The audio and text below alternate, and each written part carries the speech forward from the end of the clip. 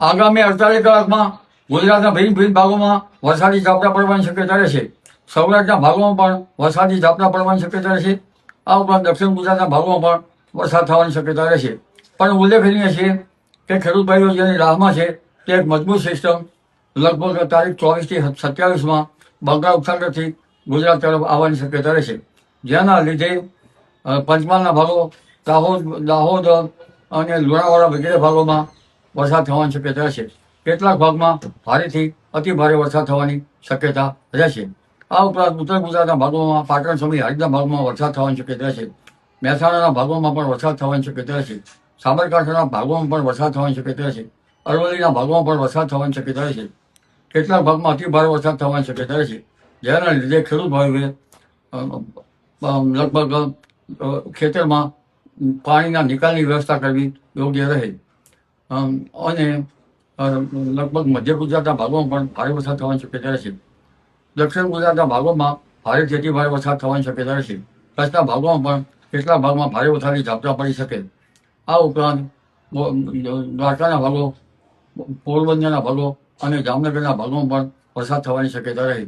દક્ષિણ ગુજરાતના ભાગોમાં તો ભારેથી અતિ ભારે વરસાદ થવાની શક્યતા રહેતા નદીઓમાં પૂરની સ્થિતિ રહી શકે.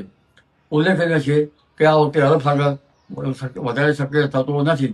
જો અરબ સાગર વધારે સક્રિય થયો હોત અને ઉત્તર અરબ સાગર વધારે સક્રિય થયો હોત તો પશ્ચિમ સૌરાષ્ટ્રમાં પણ વરસાદ થયો હોત. એટલે આ વરસાદથી વીજળીના ભડાકા સાથે વરસાદ થવાની શક્યતા છે. એટલે વીજ પ્રપાતથી જનસમુદાય સાવધ રહેવું રહે. માલધારીઓ પણ પોતાના ખેતર બકરામાં વીજ પ્રપાતથી સાચવવા રહે. જ્યાં સુધી વીજળી નથી થતી ત્યાં સુધી સારો વરસાદ થતો નથી. કારણ કે વીજળી વરસાદનો માર્ગ બતાવે છે. એટલે વરસાદ લગભગ વીજળી સાથે થવાની શક્યતા છે. આ ઉપરાંત તારીખ 30મી જુલાઈથી 2 ઓગસ્ટ વચ્ચે પણ એક મજબૂત વાહન આવી રહ્યું જણાય છે.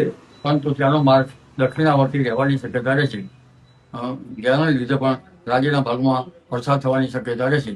પરંતુ ઉલ્લેખનીય છે કે ગુજરાતની જીવાદોરી સમી નર્મદા નદીના જળસ્તરમાં વધારો થવાની શક્યતા છે.